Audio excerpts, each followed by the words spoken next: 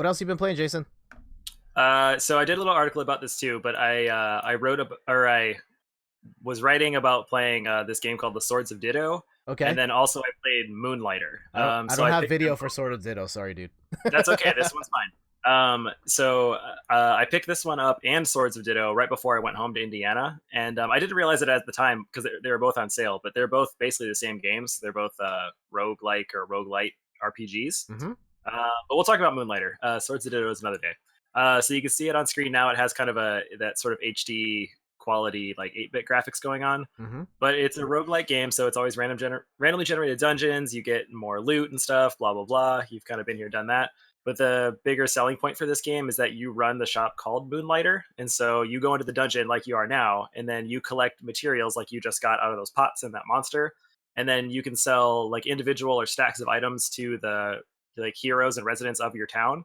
And then you set the price and you have to monitor like what's the market value, like how much of a demand is there. Like if you sell the same thing multiple times, like you're going to sell it for less, and the your patrons will put up like worse frowny faces because they don't like your prices and stuff like that. hmm So it's pretty fun. I actually beat the game already, and I Wow. think yeah, my criticisms from it come from it's kind of funny. I think it's a lack of like variety almost. So my issue was you could get through the entire game without really changing your strategies, which was a shame because there's a lot of stuff to like do, but you don't have to. So you're Yeah. currently using like the sword and shield, which is your starting weapons. hmm Um, I use that literally the entire game, Hmm. and then I mean you upgrade them, but there's also like lances and bows and fists and like other items that you can use, but you never actually have to use them.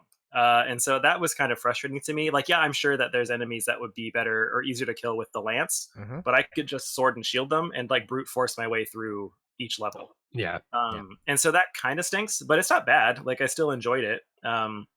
The other main issue that I had, and we were talking about this before you went live, is that the game not lags. The game glitches sometimes. hmm So I experienced a few like what would you call them, cosmetic glitches, where like things would be highlighted in my inventory like it's going to be destroyed, but there was nothing in inventory to necessitate that. Okay. So Yeah. it wasn't bad, but Laura ran into glitches because she beat it too, where like she would move a stack of like 10 of something into her inventory at home where you are right now, and then it would move the stack over, but then it would just be one. Like she would lose the other nine Oh, items. that sucks. Oh. Yeah, and when she said that, I was like, that's probably happening to me too. And then sure enough, I went back and looked, and like, yep, there were sometimes I'd move stacks of stuff, and then I would just have one. Oh. Oh wow. And I think we also read that it was almost exclusive to the Switch version. So that's what I played it on. Yeah, But I don't remember yeah, that, but I played it on PS4. Mm. So yeah. Anyways, outside of that, I think the game is still pretty fun. So if you like that type of game, I know Matt was talking about Dead Cells. I mean, this is similar, I guess, in execution. Or I had the most liking to Rogue Legacy, which I really, really liked. So if you played that game, I would say this yeah, game is kind of more of the same. it's But I also would, got like a Binding of Isaac kind of thing yeah, going on yeah, as well. definitely. Binding of Isaac, I think, was like the first one to really do it. Yeah. So I think comparing it to that is a little harsh because I think Binding of Isaac was pretty great, and this game Yeah, for isn't sure. I that just mean that the great. aesthetic. The aesthetic. Yes, yeah, definitely. But I mean, for a game that's on sale and a game you can take anywhere, obviously I loved it. I played the whole time I was there. It's pretty fun. I hope that if they do make a sequel, because that would be really really cool, hmm they implement more stuff because like those weapons. I mean, they function very differently, and so having that sort of there, but then enemies that don't change, they like change, like they'll get reskinned or they'll look different, but they kind of attack the same way. Yeah. It's a bit of a letdown. Okay. But overall, I mean, the game is still pretty good. I would say don't pay full price, buy it on sale, and you'll get your money's Okay. worth. Yeah. I picked this up. Yeah, it was on sale, and like Matt had recommended it like almost a year ago on a previous Yeah. episode of Boss Rush. Oh yeah, it's old. One of the things that I think kind of stood like I understood the general premise. I think I was expecting like a bit more, and maybe you can tell me if this is the case, like a little more like puzzle solving in the dungeons. That doesn't really happen at all. You're just kind of fighting from room to room.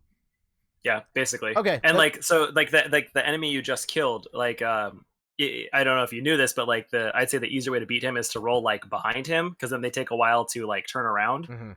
So like that's kind of fun to discover. But again, obviously your method worked. You never even got hit. Yeah. And so like things like that never change. And Yeah. so Yeah. that's Yeah. I'm using the broadsword right now. I love that it just does so much damage. Yeah. That one's really nice. Oh, also, side note: the Switch version comes with a special sword and shield. Did you see it? No, not yet. So when you go to the forge, like Mhm. there'll be all your weapons. There's like 2 of each one. Okay. The sword and shield has a third one. You just have to go down. It starts a new Oh, okay. with them. But it's the exact same as the one you're using now, except it looks like Link's. It's Oh, the Master nice. Sword and Oh, the, that's and wicked. Nice. yeah, the shield. Yeah. I'm playing this right now, and I'm about to finish the first dungeon, but I've had some Mhm. stumbling blocks along the way of me trying to get a feel for like how this all works. Yeah. The very first thing I bought with my money was the forge, which turned out to be a bad Mhm. idea because like I get to the forge, I can't afford anything in here, and like like in hindsight I should have gotten, I think, like the witch first with the potions, because the potions would have Yeah. helped me stay alive a lot longer than like an upgraded sword would. That's one. Two, I really struggled with the combat early on. Mhm. It just because like it looks like a Zelda game, and I would expect the character to swing Mm. the sword like Link, and he really doesn't. It's a Yeah, lot closer no. to like a Dark Souls in terms of having like a lot of wind up and recovery, and then having to roll out of the Yeah. way, and you have to get your Yeah. spacing right. And so that took me a while to get used to. And the thing we were talking about before the show was just like the teleporter, and Mhm. the first time around I did not use it properly. The second time around I think I did, and I couldn't find the door. So I don't know if I just didn't use the teleporter or something glitched out. And to Jason's point about glitches, I ran into a glitch where I couldn't buy anything from any of the menus. I would go Mhm. to the witch, and like I would go and select something, and there would just be like a gray box where the dialogue is supposed to go, and nothing showed up. And when I would try and buy something from the forge, like none of the dialogue boxes showed up. Just the items would display on the table for like a split second and then disappear. And so I had to Google search, and it's like a glitch specific to the Nintendo Switch version, and you have to Mhm. resync your controllers in order for it to work, for a chance to it to work again. Yeah. If you have the privilege of buying from the forge that you paid for. Yeah. Yeah. Yeah. Oh, I also didn't like that as we get towards the end of the game, if I just want to ruin it completely for you, after you get to like the third or fourth dungeon, Mhm. there is like no point in money, and it just feels it was kind of dumb. Mm. So You just make so much at a certain point that yeah, dude, there's like I think there was one run where I was like, okay, I'm not gonna sell everything at once. I'm gonna let my stacks like build Mhm. in the fourth dungeon, which is the last one before the end. Okay. And so I did that, and then I sold like huge stacks of 10. And at the end of the day, it shows you a cute little recap of all what you've sold and like how much you made. Mhm. I made like 3.3 million. Oh my Oh. god. Yeah, and I was like, nothing is gonna like. I don't know. I'm never gonna spend that on anything because you can't buy anything else. So again, it just seemed like the game wasn't super well thought out. Well, Yeah. it's kind of tough though with this type of game, especially with Yeah, it is. I guess the loot rising up in value and stuff. Like at a certain point, the engine's just gonna go farther than Yeah. what you account for. So Exactly. Yeah. Solid 7 out of 10. all right.